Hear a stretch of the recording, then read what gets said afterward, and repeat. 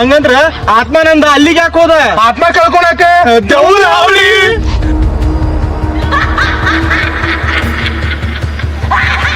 ಅಲ್ಲ ಆ ಮನಿ ಖರೀದಿ ಮಾಡಿ 6 ವರ್ಷ ಆಯ್ತು.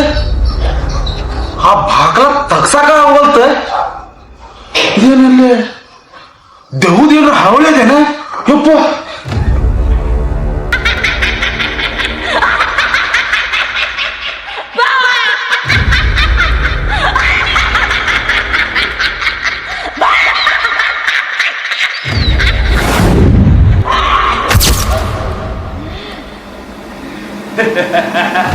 ಪಾಪಿಗಳಿಗೆ ನನ್ನ ಮನೆ ಓಂ ಬರುವುದಿಲ್ಲ.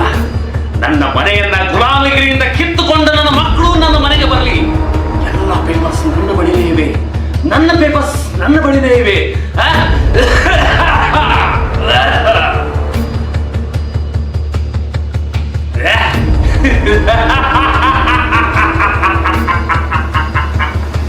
ಆತ್ಮಾನಂದ ಹೆಸರು ಆತ್ಮಾನಂದ.